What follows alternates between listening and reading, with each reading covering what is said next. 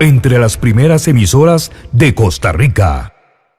Sintoniza Teletica Radio 91.5 FM Estéreo. Generamos conversación. Emisora de la Fundación Ciudadela de Libertad. Un programa dedicado a ir más allá de la noticia, analizando a fondo las causas, consecuencias y hechos del acontecer nacional e internacional. Único en su formato. 7 Días Radio. Con Rodolfo González y su equipo de profesionales, al aire ya, en Teletica Radio. Generamos conversación. Teletica.com y Teletica Radio presentan el resumen de noticias.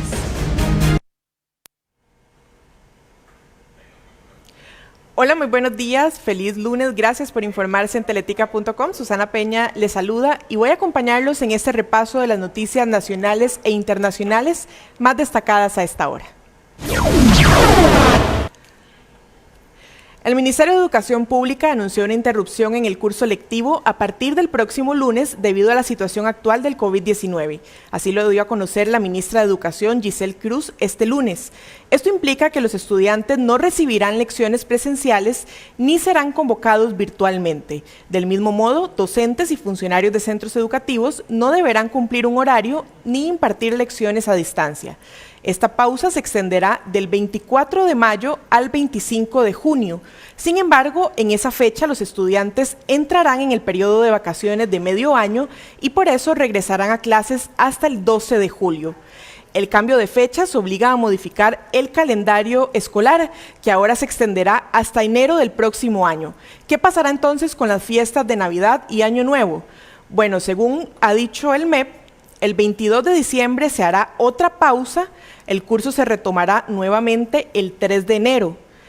¿Y cuándo va a concluir? Hasta el 22 de enero del próximo año. Según las autoridades, el objetivo es compensar los días que se van a interrumpir. Repasamos las declaraciones de Giselle Cruz, ministra de Educación. Como ustedes saben, el curso lectivo 2021 empezó el 8 de febrero.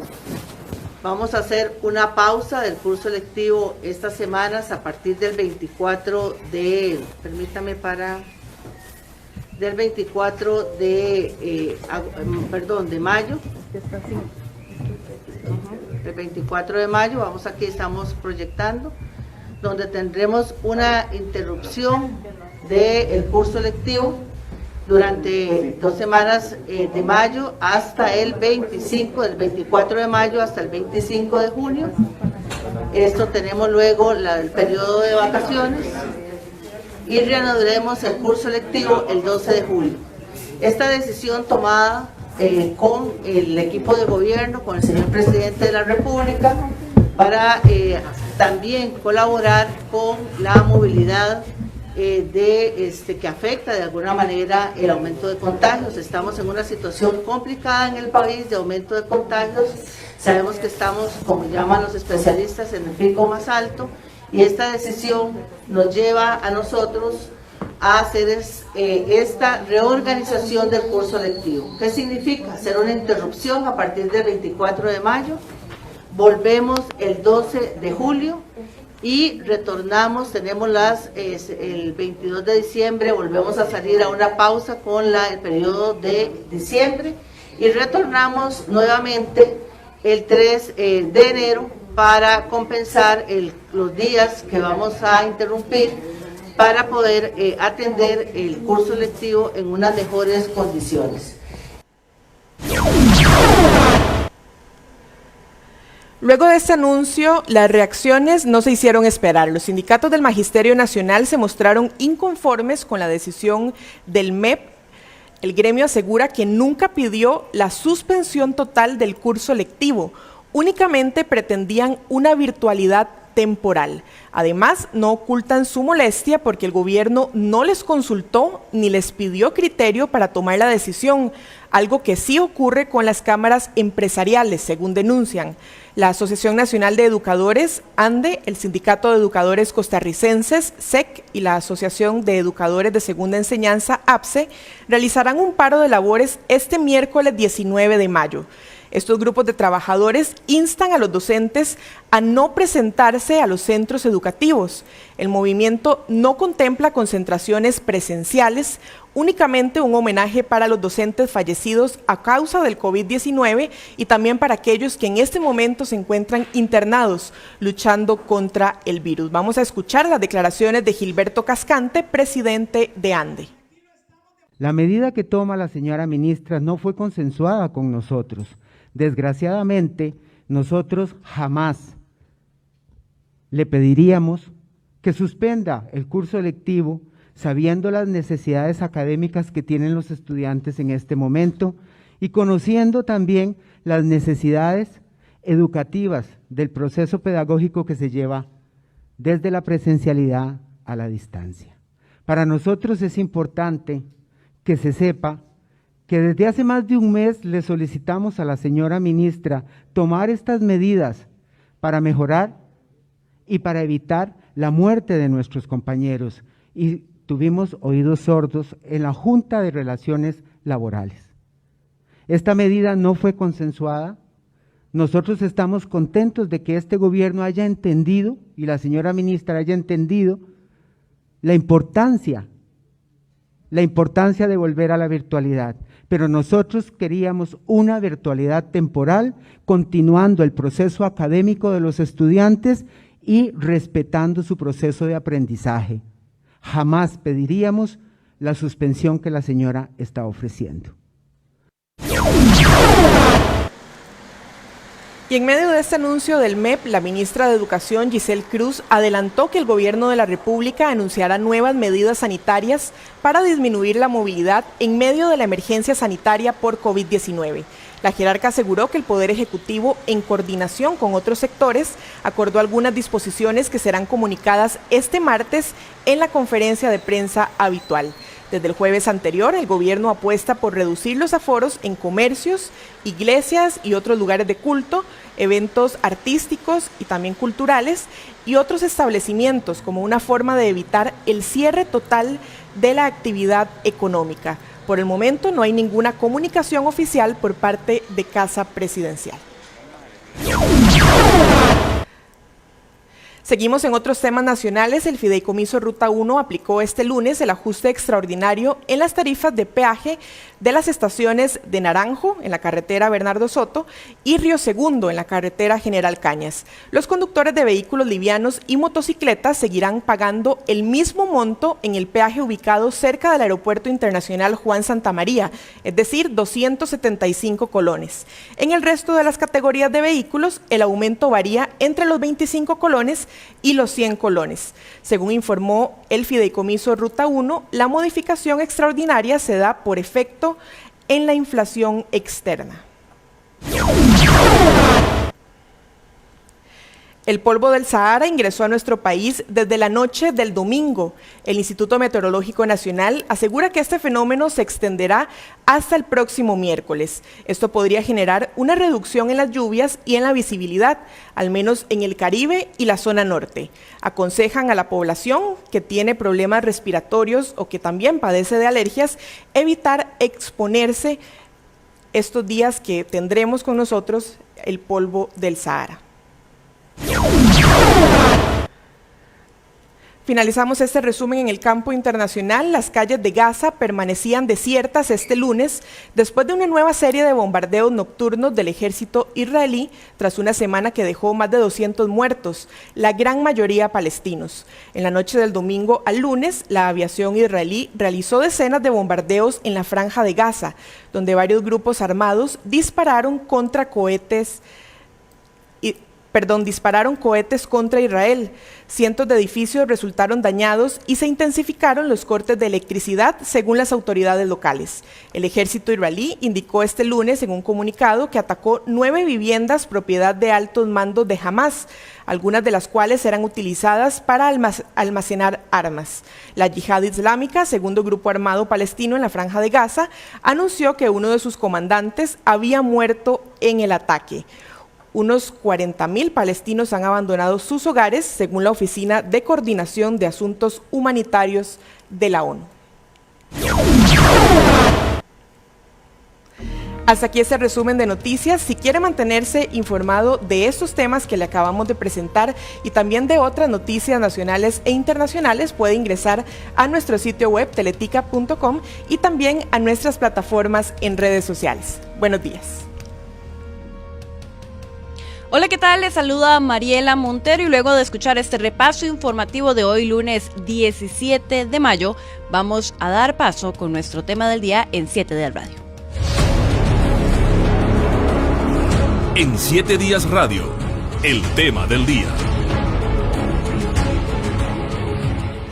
Escalada del conflicto palestino-israelí. ¿Qué es lo que está pasando? ¿Por qué es que se da ahora, en este momento? ¿Y qué más debemos esperar? Bueno, estas son algunas de las preguntas que vamos a intentar responder y atender hoy durante nuestro programa de 7 Días Radio.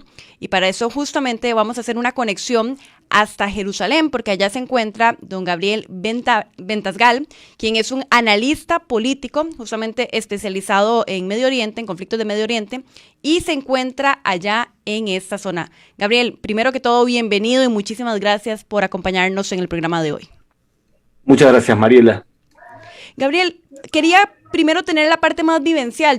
Queremos abordar varios temas en este programa, pero lo primero que quería es que nos compartas un poco cómo se está viviendo la escalada de ese conflicto allá en tierra de Israel. Vos estás justamente ahí y se hablaba de que ha habido un incremento, sobre todo entre el domingo y el lunes. Ya lo escuchábamos en las noticias, en el resumen de noticias, se dieron nuevos bombardeos. Entonces, ¿cómo es un poco en este momento el ambiente que se vive allá, bueno, específicamente en Jerusalén y lo que vos tenés la oportunidad de vivir allá?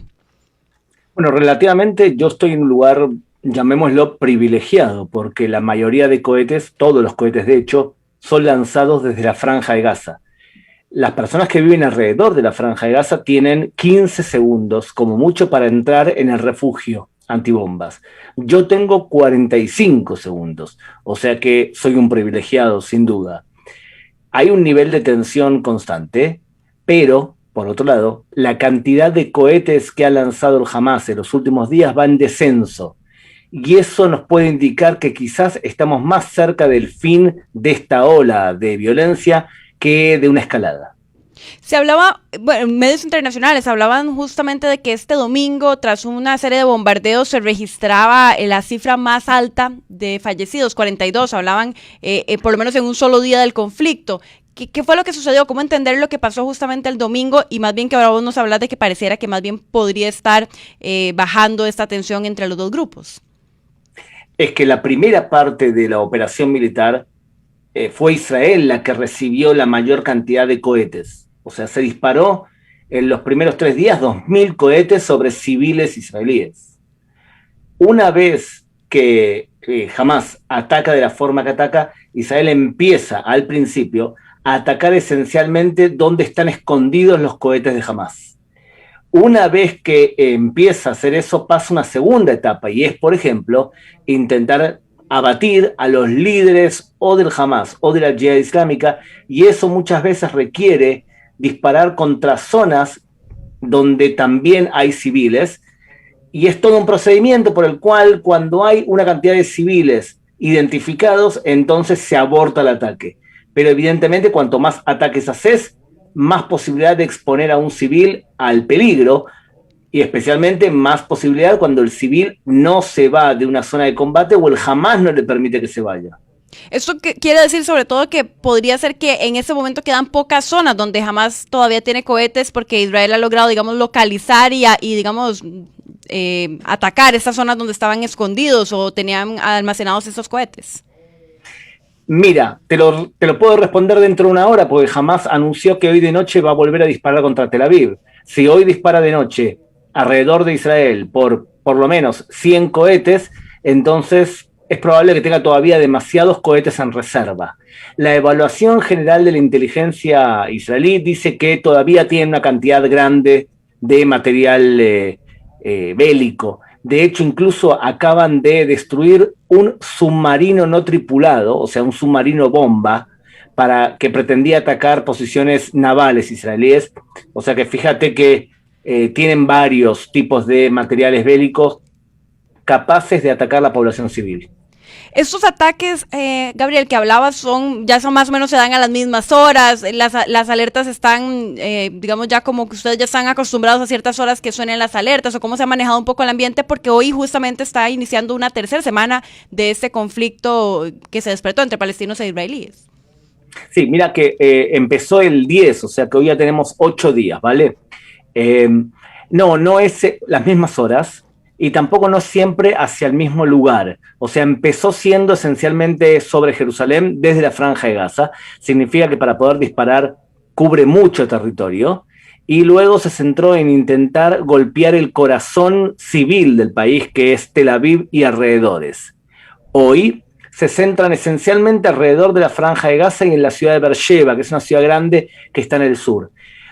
Te puedes guiar por esto, que si Hamás tendría mucha más cantidad de capacidad de cohetes serios, lo seguiría disparando hacia zonas neurálgicas. Pero también puede ser que se estén guardando cohetes importantes para un segundo antes del cese de fuego, para hacerle creer a su propia población que triunfaron. Quería ver si nos puedes contar también brevemente cómo funciona este famoso, lo que han llamado el escudo de hierro de Israel. Vos hace un momento lo mencionabas, pero tal vez si nos contás cómo es que funciona y cuáles son estos, o cómo operan también estos refugios que vos mencionaste hace un momento. ¿Quieres comprarte una batería de cúpula de hierro para 7 días radio? No. Ok, te iba a decir la oferta, que te regalan un refugio de regalo, pero no. Es así, mira, resulta que desde el año 2001 Hamás dispara cohetes contra Israel. Disparó ya 18.000 cohetes. Lo que pasa que lamentablemente no se suele informar sobre todos, sino solamente cuando hay una ola de guerra, ¿vale? En el año 2012 tuvimos una ola muy grande y el gobierno empezó a hacer un operativo que era construir un radar muy exacto que permita calcular y captar cuando disparan cohetes y trazar la trayectoria lo más exacto posible. Y lo que ocurre es que cuando traza la trayectoria, 2 cohetes de Israel salen a buscar al cohete en el aire y le pegan en el corazón del mismo. Los cohetes salen muchísimo dinero del lado israelí y tienen sensores especiales que derriba en un 90 al 92% de éxito. Es muchísimo, ¿eh? Cuando un cohete no va a un lugar habitado por personas, lo dejan pasar. Todo calculado, ¿verdad? Y si va para una población, o sea, para casas de civiles, lo intentan derribar. O sea que si lo ves en imágenes filmadas por cientos de israelíes, cómo van derribando en el aire, parece realmente impresionante. Todo eso llamado cúpula de hierro. Es un invento israelí que lo compartieron con Estados Unidos y Estados Unidos lo está utilizando hoy en sus bases en Irak, para evitar que les disparen a ellos, a los soldados. O sea, eso primero. Lo segundo, mira, todo departamento de este país que tenga 20 años de antigüedad debe, por ley, tener un refugio. Ahora, imagínate, Mariela, perdón que te pregunte así, pero ¿tienes hijos? No tengo hijos. Vale, alguno de tus productores debe tener hijos, ¿vale? Entonces, imagínate que una habitación de tu hijo durante todo el año es habitación normal, pero esa habitación está construida por concreto, que puede ser también la habitación de los padres. Significa, todas las paredes son en concreto. En esa habitación no se te ocurra colgar un cuadro, porque no podés clavar nada a menos que vengas con una taladradora en serio. Entonces, esa habitación es de concreto. Durante el año se utiliza habitación normal. Y tiene una puerta blindada y tiene una ventana blindada. O sea, tú abres la ventana, pero fuera de la ventana tiene un blindaje. Cuando suenan las alarmas, todo israelí debe, toda la familia, meterse en ese cuarto todo el tiempo que suenen las alarmas y 10 minutos más. Si estás en la calle, te fuiste a comprar algo al supermercado, entonces te metes en cualquier casa que te van a meter en el cuarto de la familia, o te metes en la escalera, no en el primer piso porque pueden saltar vidrios de la puerta, ni en el último piso, sino en el medio. Y si no tenés ni un lugar ni otro y estás en un auto, te bajás del auto, porque de lo contrario el auto actúa como si fuese una lata, te tiras al suelo y te tapas la cabeza durante 10 minutos. Gabriel, bueno, quería empezar justamente la entrevista con este tipo de preguntas porque acá en Costa Rica el tema de la guerra, los conflictos bélicos no son algo muy común y entonces me interesaba mucho que nos contaras toda esta dinámica que pareciera o para los costarricenses a veces es muy ajena. Y ahora sí quería ya luego de hablar de estos temas, para que nos compartieras un poco más, quería hablar del conflicto como tal, porque bueno, obviamente el conflicto entre palestinos e israelíes es antiguo y muy complejo, y la gran pregunta que ha surgido en medio de toda esta nueva escalada de violencia y de enfrentamientos es, ¿cuál es realmente el origen? ¿De dónde es que viene ahora? Porque es que en este momento los palestinos y los israelitas están de nuevo enfrentándose. Bueno, tenemos así explicaciones macro importantes, explicaciones medianas y muy importantes, y explicaciones cotidianas que yo las considero menos importantes. Vamos a empezar por lo menos importante, por más que fue la mecha que encendió este fuego, ¿está bien? Uh-huh. Lo menos importante fue que estamos viviendo el mes de Ramadán, que es un mes de mucha incitación y tensión religiosa, y unas familias del norte de Jerusalén, de un barrio de Sheikh Jarrah, alquilaban una casa de judíos, no pagaron el alquiler y hicieron transformaciones en esa vivienda y la justicia israelí ordenó desalojar. Eso fue interpretado por Hamás como un intento de judeizar ese barrio que tiene mayoría musulmana, y eso fue protestado por los musulmanes de Jerusalén.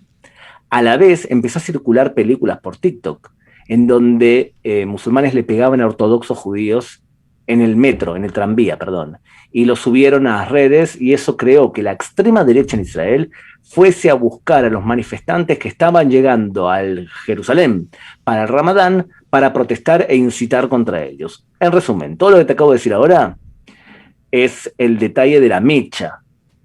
Y a eso súmale que durante el mes de Ramadán la gente va a la mezquita del Aqsa de Jerusalén y la policía determinó que los judíos no podían subir ahí y tampoco los musulmanes todos, sino que limitó la entrada de musulmanes también, no a cantidades pequeñas, pero sí intentaba que haya menos gente ahí para evitar la tensión. Ese es el detalle, que a veces los medios de comunicación se centran en eso. Yo quiero ir un poquito más profundo, si me permitís. Adelante. Mira, hay dos razones fundamentales. La primera es ideológica. Lamentablemente, Hamás considera que todo Estado o reino, judío o cristiano, en Tierra Santa Islámica es ilegal. No importa en qué frontera. No es por un tema de ocupación. Rechazan la existencia de Israel mismo, y también si fuese Israel un Estado cristiano, harían exactamente lo mismo. De hecho, en la Franja de Gaza vivían 4.000 cristianos y hoy viven 1.000 porque los ahuyentaron. Entonces hay un problema ideológico claro, que es el mismo que tiene Hezbollah, ISIS o Al-Qaeda. Ese es el problema madre. Uh-huh. Ahora hay un problema que es quizás menos conocido, que es realmente lo que estalló esto. Es así. Cuando Joe Biden asumió como presidente de Estados Unidos, muchos países del mundo intentaron mostrarse como que eran democráticos, porque sabemos que la línea de valores de los demócratas en Estados Unidos son defender los derechos humanos y criticar a aquel que no lo cumple. Ahora, fíjate, dentro de la calle Palestina tienes un grupo que es el Hamás, que gobierna solamente la Franja de Gaza, y otro grupo que es la Autoridad Palestina, que gobierna solamente Cisjordania. Y entre ellos se pelean y se odian. Hamás intenta todo el tiempo tomar el control también de Cisjordania. En Gaza ya lo logró, en el 2007 hizo un golpe de Estado. Ahora bien, dicho esto, resulta que Mahmoud Abbas anuncia que va a llamar a elecciones el 22 de mayo para la Autoridad Palestina, elecciones que no hace el año 2005 y para el Parlamento 2006. Pero él se da cuenta que va a perder, que no tiene posibilidad de ganar una elección así, y cancela la elección. Jamás responde: ustedes cancelaron las elecciones, vamos a incendiar el Medio Oriente.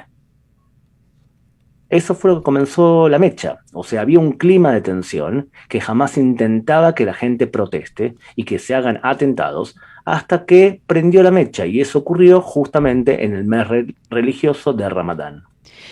Vamos a ir como desgranando lo que vas mencionando, porque obviamente es un conflicto complejo, y sobre todo para aquellos que no le han seguido el rastro, digamos, a este conflicto. Todo inicia en este barrio, el Sheikh Jarrah, bueno, yo no lo pronuncio muy bien, pero que básicamente es un territorio mixto, podríamos llamarlo así, donde es un barrio donde viven palestinos, pero que están dentro de la zona israelí. Exacto, el barrio este de Sheikh Jarrah, no te preocupes, es un nombre difícil, es un barrio que los judíos en el año 1875 compraron las casas, porque ahí dicen que está enterrado un sacerdote judío del siglo III antes de la era cristiana, ¿ok? Simón. Entonces, ahí eran dueños de la casa los judíos, pero en el año 48, cuando empezó la guerra de independencia, los jordanos tomaron ese territorio y echaron a los judíos y pusieron palestinos ahí. Cuando Israel volvió a tomar ese territorio en el año 67, dijeron, estas casas son nuestras. Y la justicia dijo, no, ustedes son los dueños, pero los palestinos se quedan a vivir ahí y van a pagar un alquiler. Con el paso de los años no pagaron alquiler y eso provocó el desalojo. Ahora, otra vez, ten en cuenta, muchos medios de comunicación se quedan con esa anécdota. Entre nosotros, Mariela, dentro de 10 años nadie se va a acordar y nadie va a decir que eso fue lo que provocó la actual ola de violencia. Eso fue simplemente una mecha más, pero el problema es mucho más grave que eso. Ojalá fuese solamente por eso. Hoy también vos hablas de este tema de las elecciones palestinas y también quería tal vez poder explicar aquí cuál es el rol que tiene Hamás y también cuál es el rol que tiene en este caso la Autoridad Nacional Palestina, que pareciera que también aquí podría entenderse este acto como una forma de Hamás de dar un golpe sobre la mesa o de marcar su posición frente justamente a la Autoridad Nacional Palestina. Mariela, ¿has visto una serie llamada Fauda? No he visto Fauda. Ah, pero tu audiencia seguramente lo vio. Estoy seguro que lo vio. Mariela, por ahora te pregunté 2 cosas y venís en 2 negativas, ¿eh? Voy quedada en el examen. Ok, a ver, preguntale a alguno de tu producción, si alguno vio Fauda, que haga con la cabeza así. Es una serie bárbara. El personaje principal es un agente de espionaje que lo que hacen es, se hacen pasar por árabes, porque hablan árabe en casa, y entran a la autoridad palestina a buscar terroristas, de Hamás. Si ves esa serie, te vas a dar cuenta que muchas veces la autoridad palestina colabora con el espionaje de Israel, porque los dos tienen un enemigo en común, que es Hamás. Entonces, la autoridad palestina tiene un problema, son palestinos, igual que el Hamás, pero no son ortodoxos, religiosos. Entonces compiten con el Hamás. La autoridad palestina tiene mucha fama de ser una autoridad muy corrupta, o sea, chistes que me cuentan a mí palestinos, amigos míos. Dicen, por ejemplo, que la esposa de Mahmoud Abbas llama a Mahmoud Abbas y le dice, nos robaron la casa, y el presidente de la autoridad palestina le responde, no puede ser porque tengo todos los ministros acá conmigo. Entonces imagínate el estereotipo que tienen de corruptos. Hamás no tiene ese estereotipo de corruptos, pero son mucho más extremistas ideológicamente. Entonces imagínate, año 2007, Hamás expulsa a la autoridad palestina. ¿Y qué pasa en Cisjordania? Bueno, en Cisjordania todavía hay control de la autoridad palestina. Lo vas a ver en Belén, lo vas a ver en Jericó, lo vas a ver en Ramallah. Pero todo el tiempo hay tensión entre ellos. Y en el medio, el ejército israelí, que prefiere que esté ahí la autoridad palestina, porque tú te imaginas lo que es si Hamás gobernase todo Cisjordania, si disparan 18.000 cohetes desde la Franja de Gaza, ¿qué pasaría si también tuviesen a su disposición toda Cisjordania? Tel Aviv, por ejemplo, estaría todo el tiempo atacada y no habría casi tiempo para poder evitarlo. O el aeropuerto de Tel Aviv, que está al lado de Cisjordania. Bueno, vamos a hacer un corte comercial, pero nada más quería decirte que aquí en la producción todos te quedamos mal porque volví a ver y todos me dijeron que no habían visto Fauda, pero aquí en nuestras redes sociales una de las oyentes, Lizeth Matarvita, dice que ya la ha visto 3 veces. Ha visto 3 veces Fauda, pero bueno, Gabriel, vamos a ir a un corte comercial. Porque después de la pausa me interesa analizar lo que vos mencionabas al inicio. Bueno, ¿cuánto más podría restarle este conflicto? ¿Qué podemos esperar? Porque también ya hemos visto reacciones de la comunidad internacional, algunos señalamientos fuertes también de la OEA, que ahorita los vamos a mencionar en la segunda parte del programa. Pero entonces hacia eso va el análisis para esta segunda parte. ¿Qué más podemos esperar? Ya más o menos nos ayudaste a entender un poco, porque es bien complejo este conflicto, pero bueno, ya entendiendo un poco de dónde viene esta llama, ¿qué podemos esperar y hasta dónde se encamina ese conflicto? Vamos a un corte comercial y ya regresamos. En Claro duplicamos tus recargas desde 1,000 colones y te damos WhatsApp, Facebook, Instagram, Waze, Twitter ilimitados desde 2,000 colones. Claro, la red que siempre te da más. Claro que sí. Aplican restricciones.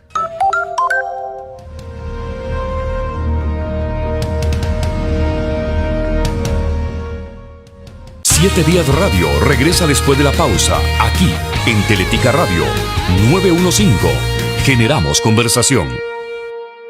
Buenos días, Luisito, ¿cómo me le va? Ay, Juan, más o menos, ¿no? Es que se me jodió el inodoro. Necesito el cosito ese que sostiene la cosa esa del baño. Ay, Luisito, no se preocupe, ya se lo busco. ¿De qué tamaño es? Uy, ahí sí le quedó mal, es así, chiquititico.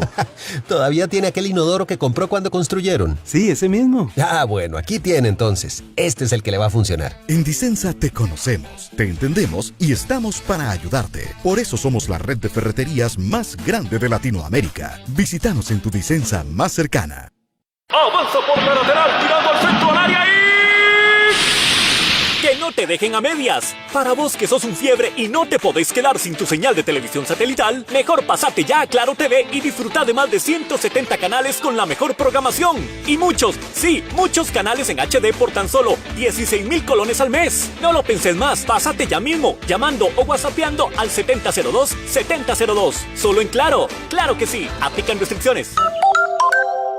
Gana en grande con el acumulado. Participar en el acumulado es tan fácil como comprar una fracción. El premio empieza en 100 millones de colones y aumenta 20 millones más cada sorteo. Y puede ganar aún más. El acumulado tiene su propia tómbola y todas las bolitas vienen con premio. Son 178 millones de colones en premios extra. Y si el acumulado no sale en 11 sorteos, habrá más posibilidad de ganar. Así que ya sabe, juegue Lotería y Chances y gane en grande con el acumulado. Junta de Protección Social para hacer el bien. Filas que no le desearía a nadie.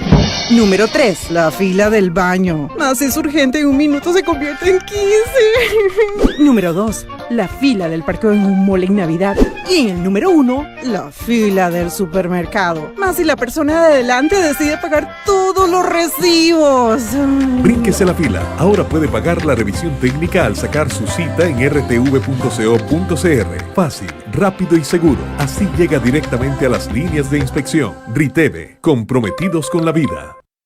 La Asociación Obras del Espíritu Santo es una ONG que atiende a más de 70,000 niños de todo el país. Estamos pidiendo su colaboración en la campaña Días de la Solidaridad. Usted nos puede ayudar con alimentos no perecederos, arroz, frijoles y la leche que no nos puede faltar. ¿Nos ayuda? Este lunes 17 de mayo, usted puede colaborar con esta linda campaña de 7 de la mañana a 6 de la tarde en las 7 provincias. Para saber cuáles son los centros de recolección, puede ingresar a la página web o de Facebook de la Asociación Obras del Espíritu Santo. También puede colaborar por medio de Simpe Móvil al 8367-7000. Hagamos la diferencia de un plato vacío a un plato con comida. La diferencia está en su corazón. ¿Nos ayuda? Seguimos analizando a profundidad los hechos y acontecimientos más allá de la noticia. Continuamos con más de 7 Días Radio, en vivo por Teletica Radio 915. Generamos conversación. Gracias por continuar con nosotros en 7 Días Radio. Son las 11:32 de la mañana acá en Costa Rica y son más o menos las 8:32 allá en Jerusalén de la noche. Allá en Jerusalén, donde nos acompaña el invitado de esta mañana para el programa, que es Gabriel Ventasgal, Gabriel Ventasgal, quien es analista justamente político especializado en Medio Oriente, y nos cuenta y nos está compartiendo desde su experiencia allá en Jerusalén cómo se vive el conflicto, pero también más a fondo y a profundidad qué es lo que ha llevado justamente a esta nueva escalada de enfrentamientos entre palestinos e israelíes. Y ya hablábamos de eso al inicio del programa y queríamos concentrarnos ahora, Gabriel, te mencionaba un poco hacia qué podemos esperar. Pero antes quería hacerte una pregunta, porque hay quienes han señalado que, bueno, la forma en la que Benjamín Netanyahu, el presidente israelí, ha reaccionado a este conflicto podría ser también una especie de estrategia. Quería tener tu opinión al respecto, porque hay quienes han dicho que podría estar utilizando esa situación también para fortalecer su imagen en medio de una situación donde pareciera que ha perdido un poco de protagonismo en los últimos años. ¿Podría ser también parte de esta mezcla de factores que nos has venido analizando a lo largo del programa? Igual te quiero contar antes una pequeña interna. Tu compañero Rodolfo González, que es a quien en realidad mi jefe, mucho, el director, claro, me envía un mensaje y me dice: ¿dónde encuentro la serie Fauda? Y entonces estábamos chateando mientras, así que ustedes ya saben, Rodolfo está buscando la serie para pasar los próximos días. Muy bien. lo siguiente, yo creo que lo que acabas de decir es una realidad. La situación actual beneficia políticamente a Netanyahu, porque Netanyahu, el primer ministro de Israel, no podía formar gobierno. Y no podía formar gobierno porque los apoyos que tenía de los partidos religiosos y partidos de derecha no llegaban a 60 diputados cuando el Parlamento tenía 120. Entonces el presidente le había dado el poder de formar gobierno a un cúmulo de partidos políticos bastante heterogéneo, que eran todos los que estaban en contra de Netanyahu. Y ahí había partidos de derecha, de centro, de izquierda y árabes. Cuando empieza toda esta ola de violencia, partidos de derecha dicen: yo no puedo formar gobierno alternativo porque estoy traicionando el sentimiento nacional o nacionalista en este momento. Entonces se volvió hacia el primer ministro Netanyahu como una opción. Y de esa forma, de alguna forma, se descalabró por el momento la posibilidad de un gobierno alternativo. Todavía quedan días para formar gobierno. En otras palabras, ¿le conviene al primer ministro desde el punto de vista político lo que está pasando ahora? La respuesta es sí. ¿Podrán formar gobierno alguno de los dos? No estoy seguro, me parece que vamos caminito a las quintas elecciones en 2 años y monedas. Otro también aspecto que ha circulado en las últimas horas tal vez es la posición de la Secretaría General de la OEA, que ellos han calificado justamente a Hamas como un grupo terrorista y han acusado a Hamas en este momento de usar niños y mujeres como escudos humanos y también de militarizar zonas residenciales. Bueno, este es un discurso que también hay que analizar con mucho detalle y qué implicaciones podría tener en medio del conflicto ya por sí complejo entre palestinos e israelíes. Mira, a mí me sorprendió bastante, porque en general los organismos internacionales tienden a hacer declaraciones muy claramente pro-palestinas. Por ejemplo, la ONU. Por ejemplo, muchas veces la Unión Europea. También, imagínate, tú eres una diplomática, digamos, tica, y quieres que te elijan a ti para ser la presidente de la Comisión de Derechos Humanos de la ONU. Si tú te posicionas a favor de Israel, vas a recibir el apoyo de Israel, de Estados Unidos y quizás algún otro país más. Si te posicionas claramente en contra de Israel, y vas a recibir el apoyo de muchos países, evidentemente no democráticos, que te van a apoyar. Entonces, por ejemplo, toma el caso de la fiscal saliente, Fatou Bensouda, de la Corte Penal Internacional, que antes de irse hizo una serie de declaraciones muy claramente anti-israelí, ya ella pensando en su futuro diplomático. Entonces, es raro la declaración de la OEA y es de alguna manera refrescante, porque hay países del continente de habla hispana que han hecho declaraciones media extrañas, por ejemplo Argentina, y otros países que han sido consecuentes con lo que dice la OEA, por ejemplo Uruguay.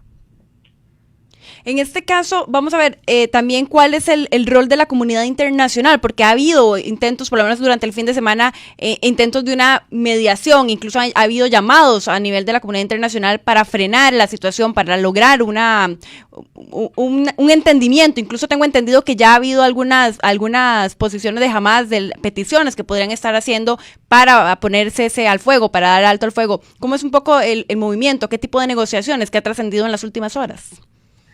Los palestinos intentan intervenir, o sea, prefieren que intervenga la comunidad internacional y que la comunidad internacional presione a Israel. Esto está claro, ¿verdad? En Israel desconfían muchísimo de la comunidad internacional. Te voy a dar un ejemplo. La UNRWA, que es la organización que cuida solamente a los refugiados palestinos. O sea, si tú eres refugiado en el mundo, te va a cuidar ACNUR. Pero si eres refugiado palestino, tienes una organización solamente para ti. Se llama UNRWA.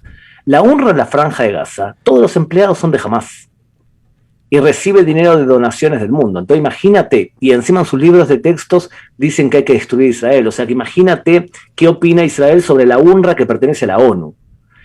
Entonces no confían en la ONU. ¿En quién confían? En el espionaje egipcio. El espionaje egipcio es el que puede realmente mediar en este conflicto y lograr que Hamas e Israel lleguen a una especie de cese de fuego que para mí va a ocurrir en los próximos días.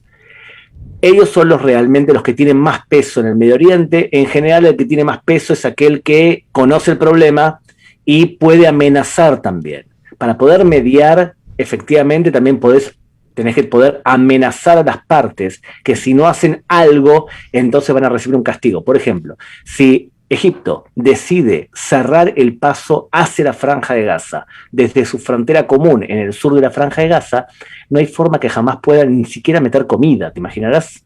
Entonces es una amenaza muy fuerte. En este caso, entonces, uno podría pensar que la mediación del conflicto viene más por la fuerza que realmente por un entendimiento entre las partes. ¿Gabriel? Mariela, estás en el Medio Oriente. En el Medio Oriente, lamentablemente, se habla el idioma que acabas de decir. Me encantaría decirte que es un conflicto de un país que no tiene ejército o que no tiene enemigos. Aquí, en el Medio Oriente, lamentablemente, aquellos que han logrado sus estados y sobrevivir son los que tienen fuerza. Si no, pregúntale a los kurdos, por ejemplo, que no tienen un estado porque no han conseguido acumular la fuerza para que imponer que los reconozcan en el mundo y son sometidos por Irán, por Turquía, por Irak y por Siria. Había quienes señalaban que podríamos estar a las puertas de una gran guerra que escalara. ¿Vos descartaste esa hipótesis? Porque más bien desde tu óptica pareciera que el conflicto tiende más bien a ya estabilizarse, o pareciera que ya hay salidas en medio de ese conflicto. Mira, puede escalar si ocurre lo siguiente que voy a decir ahora. Primero, que se meta Hezbollah desde el sur del Líbano.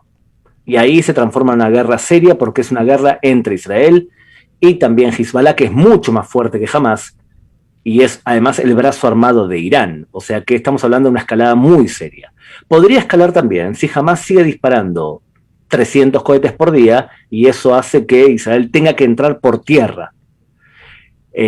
Por ahora disparan desde el aire. Si entran por tierra, esto es una escalada. Y además vas a ver incluso en Costa Rica manifestaciones en las calles a favor o en contra de alguien. O puede escalar también, Mariela, si hay un atentado psicológico. Significa, imagínate que lanzan un cohete que cae en un jardín de infantes y mata a 10 niños israelíes. La presión de la opinión pública local va a hacer que el gobierno entre por tierra. O sea que ahí puedes ver una escalada. También podría ser que los palestinos de Cisjordania, que por ahora se han mantenido aparte, se metan en el conflicto. Y en ese caso, otra vez tenemos una escalada. Pero si no pasa los 4 que te acabo de decir ahora, vamos hacia un cese de fuego porque Hamas es el que está recibiendo los golpes ahora duros, y yo creo que cuando el gobierno de Israel sienta que los debilitó bastante, van a aceptar un cese de fuego. Porque el objetivo del gobierno no es derrocar a Hamas, sino que es debilitarlo militarmente para que se atreva a volver a disparar mucho más que los 7 años que esperó desde el último ataque. O sea, la última vez que atacó fue en 2014 y ahora 2021. Quizás, si se logra 10 años de calma, es un buen objetivo para un gobierno porque no hay posibilidades de llegar a un acuerdo con un grupo islamista. Lo que sí hay posibilidades de debilitarlo. Vos mencionabas esta escalada, por ejemplo, en el tema mediático, ya a nivel internacional, incluso acá en Costa Rica, hay quienes están haciendo un señalamiento en esa línea, porque vemos que se habla de 200 muertos y hay muchos niños y mujeres dentro de esta cifra que no tienen evidentemente nada que ver con el conflicto y simplemente son víctimas de esos enfrentamientos. Eso ya empieza a calar también, o podría en alguna forma haber cambiado, o está cambiando la forma en la que Israel o el ejército israelí está atacando, porque obviamente han sido señalados por matar niños y mujeres inocentes en medio de este conflicto. Sí, sin duda, cuanto más veamos muertes de no combatientes, o cuando veamos muchas imágenes muy crueles, entonces va a aumentar la presión internacional, sin duda. Ahora, yo tengo que aclarar una cosa importante: no hay ningún ejército en el mundo, ningún ejército en el mundo que le avise a sus enemigos que le lanzan cohetes que los van a atacar. No hay nadie, ninguno.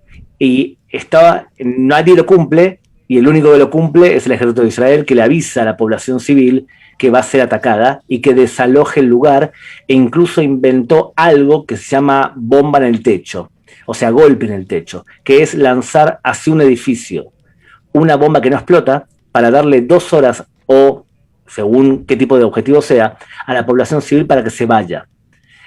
O mandarle mensajes o llamarlas por teléfonos. Eso no significa que se pueda evitar 100% o en un porcentaje total la muerte de civiles inocentes, porque al fin y al cabo, si imagínate que disparan 100 cohetes de un edificio y ponen la batería de cohetes al lado de un edificio y la aviación descubre eso e intenta disparar contra esos cohetes y al lado de esa casa hay niños, entonces es casi imposible evitar la muerte de inocentes Y muchas veces la aviación aborta ese tipo de ataques porque es desproporcionado el número de gente inocente que va a morir por el disparo de los cohetes. Pero que te quede bien claro, Mariela, el que viola la ley internacional es el Hamás, que se ubica al lado de casas. Tú no puedes ubicarte al lado de edificios civiles. Tú tampoco puedes disfrazarte de civiles. Tienes que ponerte ropa de colores para diferenciarse de los civiles. Así es la ley de la guerra. Y ni hablar de disparar contra civiles del otro lado de la frontera. Si tú haces todo eso, estás violando la ley internacional. No importa que seas un Estado o si sos un grupo terrorista. Todos, absolutamente todos, tienen que cumplir la ley de la guerra. Pero en este momento, Gabriel, si es un hecho que más palestinos han fallecido en este conflicto, en este momento, más palestinos que israelíes han fallecido. Sin duda, sin duda. Es más, siempre probablemente sea así. Y es por pura lógica. Si tú tienes un gobierno como el israelí, que todas las casas tienen tienen refugios antibombas, y las casas tienen, y el gobierno tiene cúpula de hierro, y del otro lado tienes a niños puestos como escudos humanos adrede, siempre van a morir más palestinos. Siempre. Los que tienen refugios hoy en día en la Franja de Gaza son los líderes de Hamás, que están escondidos en el subsuelo de un hospital. Imagínate, la población civil está desguarnecida y es utilizada por el gobierno de Hamás de manera cruel. Lo que pasa que yo en general, y perdón que suene esto quizás un poco frío, a mí todas las organizaciones que empiezan a hablar sobre los derechos humanos de los niños palestinos, les pregunto, ¿y por qué ustedes no actuaron cuando durante años el Hamás educaba a esos niños a ser suicidas o gastaba el dinero público para hacer cohetes en vez de construir escuelas? ¿Y por qué no protestaron cuando dentro de las escuelas se disparaba balas o cohetes contra civiles israelíes? No les importó absolutamente nada a los niños palestinos. ¿Y ahora les importa a los niños palestinos? La única forma de salvar a los niños palestinos es sacarlos de una realidad nefasta, que un grupo islamista los somete.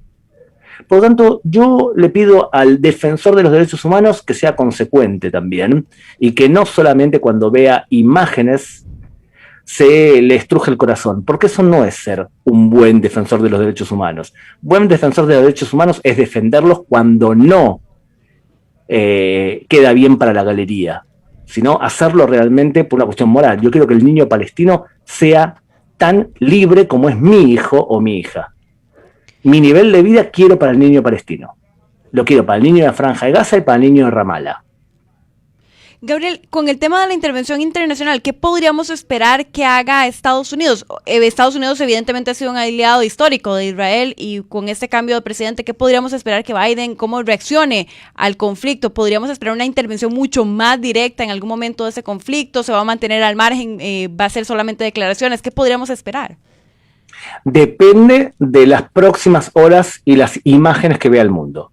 Si Israel mañana, Dios no quiera, ataca una escuela, por más justificativo que sea, y empezamos a ver que hay un error militar o un error grave, humano, y mueren personas inocentes en cantidades realmente duras, el gobierno norteamericano le va a pedir a Israel que termine el ataque.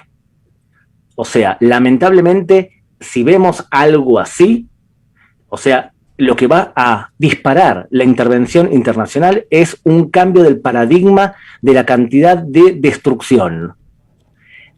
Todo momento que esté más o menos como está ahora, el gobierno norteamericano va a expresar preocupación, que fue lo que ha hecho hasta ahora. Esta es la línea por el momento. Evidentemente, Joe Biden no es Donald Trump. Donald Trump hubiese salido a manifestarse y decir apoyo totalmente a Israel, no importa cuándo ni cómo, y el problema es el Hamás. No es ese presidente el actual. Este presidente es mucho más moderado en sus expresiones y también mucho más moderado en su apoyo al Estado de Israel. ¿Qué va a esperar o qué está esperando? Tal vez ya estamos llegando hacia el final y quería centrarme mucho en el tema que vos señalabas de que pareciera, hay buenas señales, y eso creo que son noticias buenas para todo el mundo, que podría parecer que ese conflicto está más bien perdiendo fuerza y podría acabarse en la siguiente semana. ¿Qué está esperando Israel para que esto acabe? Y luego vemos el lado palestino, pero ¿qué está esperando Israel? ¿Qué va a depender o qué va a medir Israel para que ese conflicto finalmente llegue a su fin? Mira, el gobierno de Israel tiene que sentir, y el ejército, que jamás se ha debilitado lo suficiente como para que amedrentarlo.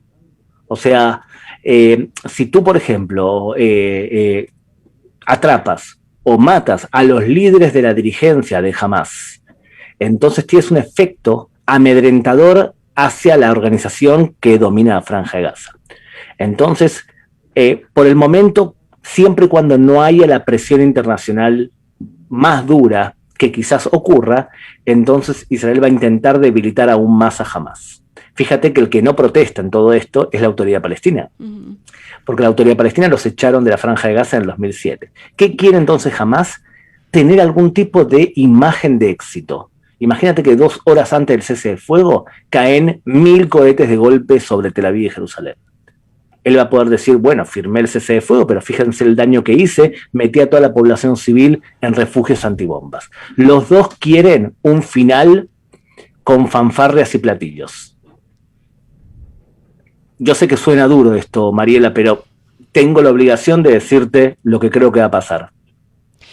En este caso, entonces, no estaremos hablando, por ejemplo, de negociación de territorios. Yo sé que han mencionado a lo largo de la entrevista que el tema de los territorios pareciera que no es realmente el conflicto, pero entonces, como esto es lo que da origen, no estamos esperando que de pronto se dé una reacción o algún cambio, por ejemplo, en el tema de los barrios que han estado, digamos, en conflicto. Ese no es el tema, por ahí no se va a acabar, digamos, la disputa.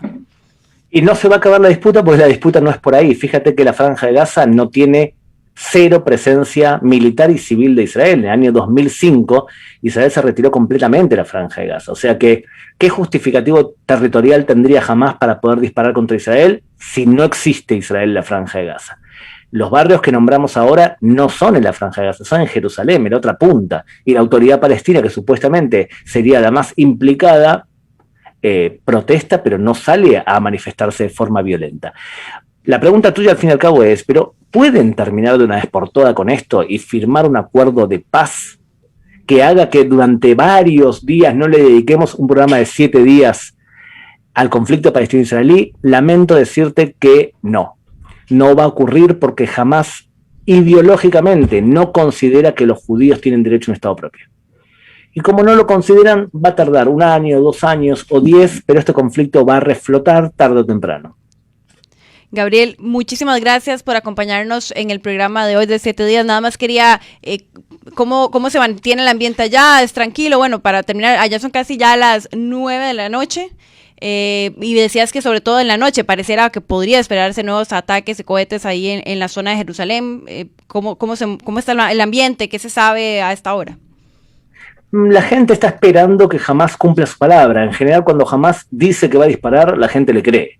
O sea, si dicen que van a disparar, es probable que terminen disparando. Yo creo que van a disparar más hacia Tel Aviv, si es que disparan, que hacia Jerusalén, porque son misiles más cortos los que necesita, son cohetes más cortos los que necesita. O sea que se sigue manteniendo un nivel de tensión determinado, pero ten en cuenta que este país está acostumbrado a la crisis. O sea, desde que se creó está en guerra de baja intensidad. Ahora es un pico de una intensidad un poco más grande, pero también podés entender, de acuerdo a lo que te conté, el nivel de acostumbramiento de la población civil, por qué salimos rápido de la pandemia. Porque siempre estuvimos en crisis. Y siempre el gobierno estuvo presente. Por lo tanto, cuando empezó la pandemia, el gobierno estaba presente y la población sabía cómo actuar en crisis. Gabriel, muchísimas gracias de verdad por acompañarnos en el programa de hoy. Y gracias. ¿Y qué vas a ver, Mariela? Fauda, aquí, es más, voy a recordarlo, gracias que me dijiste, porque hay varias personas preguntando, es una serie, no es una película, Fauda. Sí, una serie. Fauda significa como anarquía, como violencia, y es cuando los agentes ven que hay un disparo, un tiroteo o algo por el estilo, gritan en árabe la palabra Fauda. Aquí lo anoté y también varios de nuestros seguidores ya lo estaban preguntando, así que se los recordamos para la recomendación de Gabriel Ventasgal, quien se encuentra allá en Jerusalén y nos ha hecho un amplio análisis hoy sobre el conflicto y la escalada del conflicto entre palestinos e israelíes. Gabriel, muchísimas gracias, y también a ustedes muchas gracias por acompañarnos en un programa más de 7 días radio, y los esperamos hoy a las 8 de la noche con nuestro formato televisivo. Hasta entonces.